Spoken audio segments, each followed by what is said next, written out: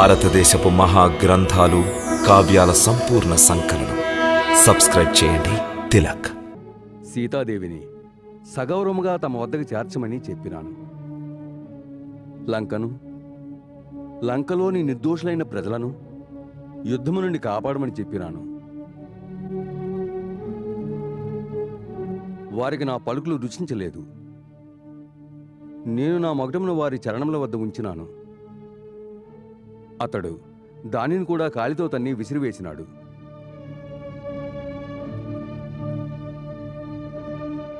నేను అవమానించబడి బహిష్కరించబడి నేను నా పరివారమును సకల సంపదలను విడిచిపెట్టి తమ శరణ కోరు వచ్చాను.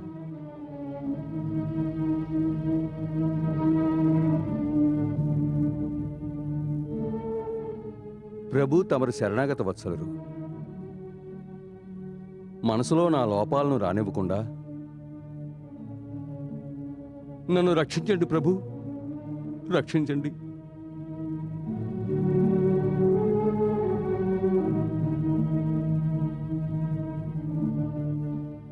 తమరు మా శత్రువును వీడి మా వద్దకు వచ్చారు కనుక మీరు మాకు మిత్రులు. అందువల్ల మిత్రస్థానములు అలంకరించండి.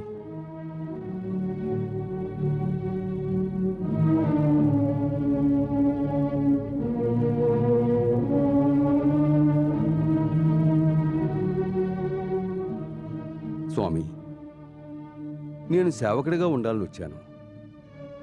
తమరు నాకు మిత్రస్థానం ఇచ్చారు. నేనందుకు పాత్రుడను కాను. అది తమ వినమ్రత. అదే తమ గొప్పదనం కూడా. లంకేశా, లంకేశుడా?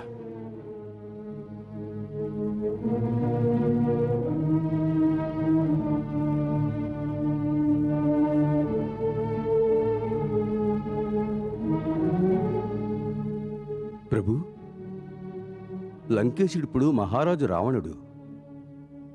తమరు శరణార్థిని ఆ పేరుతో ఎలా పిలవగలరు? రావణుడు కేవలము కొద్ది దినముల వరకే లంకేశుడుగా ఉంటాడు. వాని పాపకర్మములు వాని సర్వశక్తులను క్షీణింపజేసి వానిని మృత్యువుకు అతి సమీపమునకు తీసుకువచ్చినవి. ఆ తరువాత లంకారాజ్య సింహాసనమును తమరే అలంకరించవలసి ఉంది. యుద్ధము తరువాత లంకా ప్రజలకు ధర్మపరాయణుడైన రాజు ద్వారా సుఖశాంతులను ప్రసాదించే బాధ్యత మాకు ఎంత ఉన్నదో అంతయు తమకు ఉన్నది. తమ ప్రజల హితమును తమకంటే ఎక్కువగా ఎవరు వాంఛిస్తారు? సత్యము వచింపవలనన్నా నేను నా మంత్రుల సమ్మతితో తమ సమక్షమునకు ఓ కోరికతో వచ్చినాను. లంకలోని నిర్దోషులైన ప్రజల తరఫున తమ దయాభిక్ష కోసం వచ్చినాను. ఒక పాపాత్ముని కారణంగా అమాయక ప్రజలు శిక్షింపబడరాదు.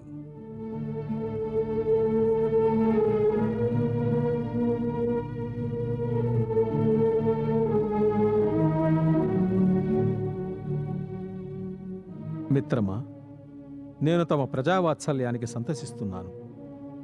నేను తమకు మాట ఇస్తున్నాను. మా సైన్యంలోని ఏ ఒక్క సైనికుడు లంకలోని ఏ నిర్దోష ప్రజకు ఏ హాని తలపెట్టడు. మారుగా మా సైన్యము నీ ప్రజలను రక్షిస్తుంది. మాతో యుద్ధమునకు సుముఖముగా ఉన్న వారితోనే యుద్ధము చేయుటకు సన్నద్ధులమై ఉంటాము.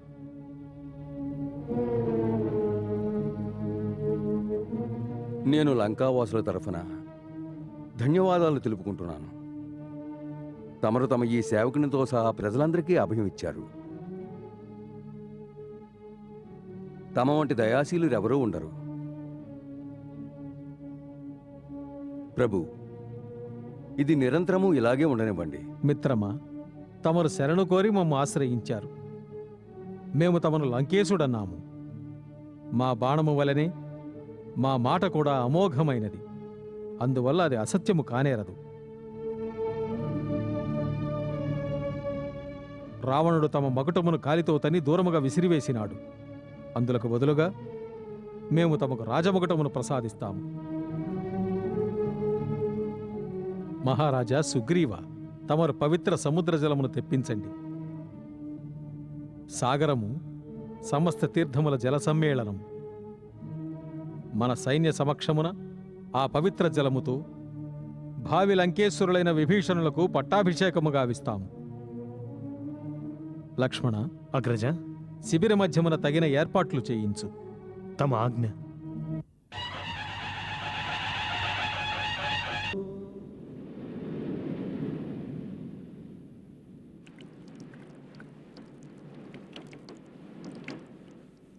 మిత్రమా, ఇది నీ వాంఛ కాదని నాకు తెలుసు. కానీ నా శరణు కోరి వచ్చినందుకు, నా దర్శనము కలిగినందుకు కలుగు ఫలము అమోఘము. అందులకే మేము పవిత్ర సాగర జలముతో, సమస్త నదులతో, సమస్త తీర్థముల సమ్మిళితమైన ఈ జలముతో నీకు అభిషేకము గావిస్తున్నాము. లంకాధీశ మహారాజా విభీషణ, లంకా సామ్రాజ్యమునకు తమ వల్ల శుభమగుగాక. విభీషణ మహారాజుకి, విభీషణ మహారాజుకి, విభీషణ మహారాజుకి, విభీషణ మహారాజుకి, విభీషణ మహారాజుకి, విభీషణ మహారాజుకి, విభీషణ మహారాజుకి, విభీషణ మహారాజుకి, విభీషణ మహారాజుకి, విభీషణ మహారాజుకి, విభీషణ మహారాజుకి, విభీషణ మహారాజుకి, విభీషణ మహారాజుకి, విభీషణ మహారాజుకి, విభీషణ మహారాజుకి, విభీషణ మహారాజుకి, విభీషణ మహారాజుకి, విభీషణ మహారాజుకి, విభీషణ మహారాజుకి, విభీషణ మహారాజుకి. ఏమటివి? విభీషణుని రాజ్యాభిషిక్తుని చేసినాడా? శార్దూల, నీవు నీ కనులారా చూచినావా? చూచిన మహారాజా. వానర్రాజు సుగ్రీవుడు, యువరాజు అంగదుడు, ఇతర సేనానాయకుల సమక్షమున రాముడు సముద్ర జలములతో వారికి అభిషేకము చేసినాడు. పిదప వారిని లంకాధిపతిగా కీర్తిస్తూ రాజతిలకము దిద్దినారు. ఒక భిక్షుకుడు ఇంకొక భిక్షుకుడితో అన్నాడట, మేము ఈ ప్రపంచంలోని అతి గొప్పదైన రాజ్యాన్ని దానం చేస్తామని. ఆ రెండో భిక్షుకుడు మొదటి వానితో అన్నాడట, నేను నిన్ను ముల్లోకములకు భగవంతుణ్ణి చేస్తాను అని. భళా రామా భళా. ఒక మాయావిని కూడా తన మాయాజాలంలో పడవేసినాడు. మెచ్చుకొనుచున్నాను నీ చతురతను. సుగ్రీవుని కూడా ఇదే విధముగా భ్రమలో పడవేసినాడు. మాకా మూర్ఖ వానరుని తలచుకొనిన నవ్వు వచ్చుచున్నది. కిష్కింధలోని వైభవ విలాసములను విడిచిపెట్టి ఆ వనవాసుల వెంటపడి వ్యర్థముగా తిరుగుతున్నాడు. తమరు లెస్స పలికినారు రాజా. రాముడు మహాచతురుడు. అతను విభీషణునికి రాజతిలకము దిద్ది లంకలో చీలిక తెచ్చుటకై యుక్తి పన్నినాడు. లంకలో ఎవరైతే తమతో ఏకీభవించరో వారు నేడు విభీషణునికి అనుకూలంగా మారే విషయం గురించి ఆలోచిస్తారు. రాముడు అతని మనసులో ఒక ఆశను చిగురింపజేశాడు. ఏ విధముగా సుగ్రీవుని రాజును చేశాడో అదే విధముగా ఒకనాడు విభీషణును కూడా లంకకు రాజును చేస్తాడు. రాముడు ఒకే యోచనతో తమ శత్రువుల మనసులో ఆశను, తమ అనుయాయుల మనస్సులో అనుమానపు బీజములను నాటినాడు. ఈ విషయంపై తీవ్రముగా ఆలోచించవలను మహారాజా. తమరు వచించున్నది సత్యమే అయినచో ఇక మా కర్తవ్యమేమిటి? నా అభిప్రాయంలో శత్రువులపై నేడే దాడి జరపవలెను. అవును మహారాజా, ఇప్పుడు వారు సముద్రమును దాటు ఉపాయము గురించే ఆలోచిస్తూ ఉంటారు. తమపై దాడి జరుగుతుందని ఏమాత్రమూ ఊహించలేరు. శత్రువులు ముందంజ వేయడానికి ముందే వారిని అక్కడికక్కడే మట్టు పెట్టాలి. యువరాజా, క్షమించండి. ఇది అన్నిటికంటే పెద్ద తప్పు కావచ్చు. మన సైన్యానికి లంకలో ఉన్న బలము, శక్తి వేరొక ప్రదేశమునకు వెళ్ళినప్పుడు ఎన్నడూ ఉండవు. తమ శక్తిని నేను సందేహించుటలేదు. మన స్థానములో మనకున్న రక్షణ శత్రుస్థానంలో ఎన్నటికీ ఉండదు. అవును ఇంద్రజిత్, సైనిక శక్తిని ప్రయోగించడం ప్రస్తుతం ఉచితము కాదు. మనము కుటిల నీతితో కార్యము సాధించవాలి.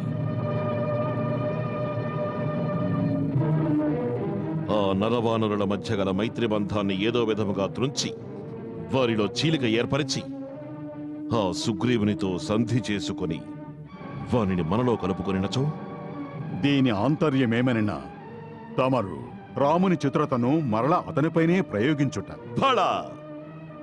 అప్పుడా రామలక్ష్మణ విభీషణులు ముగ్గురు భిక్షుకుల వలె ఒక ఆశాహీన జీవనమును సాగిస్తూ ఈ ప్రపంచమును సంచరిస్తూ ఉంటారు. సుఖ మహారాజా, సుఖ, నీవు మా గుప్తచరుల విభాగంలో ప్రథముడవు, అందరికంటే చాతుర్యం గలవాడవు. నీవు అసుర విద్యలలో ప్రవీణుడవు. నీ ఇచ్ఛానుసారం రూపమును మార్చుకోగలవు. అందులకై ఈ కార్యమును మేము నీకప్పగిస్తున్నాము. సుగ్రీవుని వద్ద ఏ బలహీనత ఉన్నదో ముఖ్యముగా మనము అది తెలుసుకొనవలెను. స్త్రీ, ధనము, రాజ్యము, వైభవము, ప్రశంస, యశస్సు. ఆ వానరుని మనసులో ఏ బలహీనత ఉన్నదో ఆ బలహీనతను గుర్తెరిగి వానిని మనలో కలుపుకునే కార్యము నీవు అత్యంత చాతుర్యంతో చేయవలే. ఆజ్ఞ మహారాజా.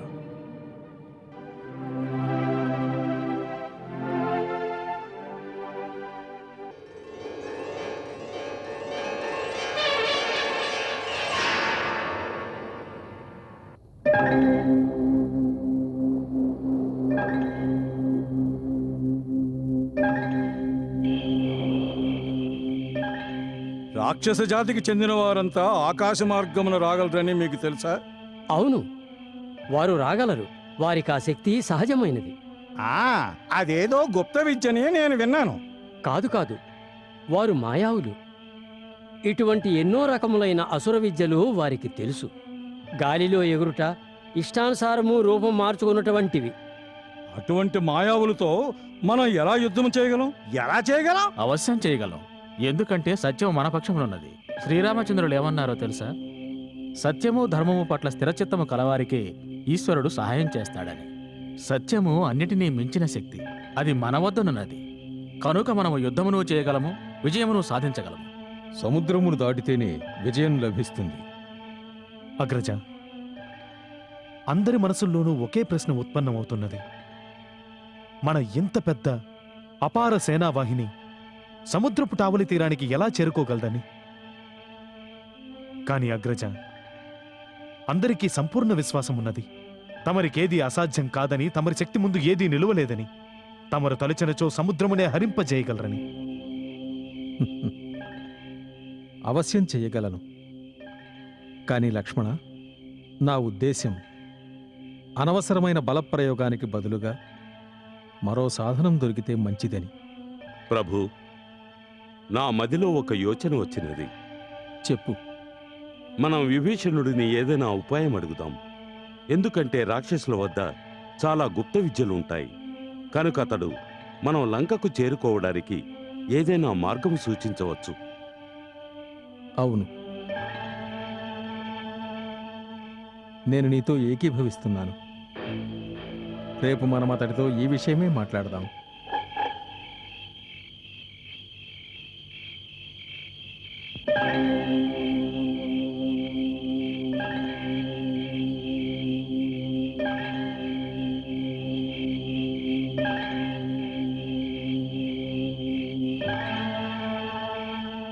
సూకుడు, మిత్రమా, ఇక నీవు వెళ్ళి విశ్రాంతి తీసుకో.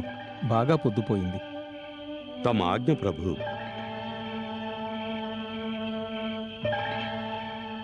లక్ష్మణ, నీవు కూడా విశ్రమించు.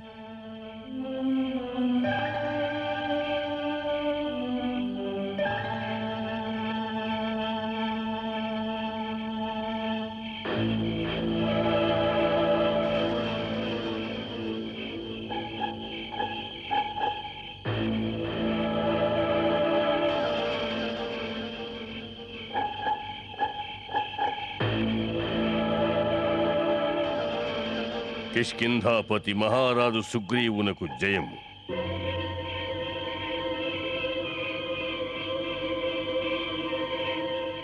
ఎవరు నువ్వు? నా పేరు సుఖుడు. నన్ను లంకేశ్వరుడు మహారాజు రావణుడు ఒక ప్రత్యేక సందేశముతో పంపినాడు. నీ వాస్తవ రూపంలో కనిపించు.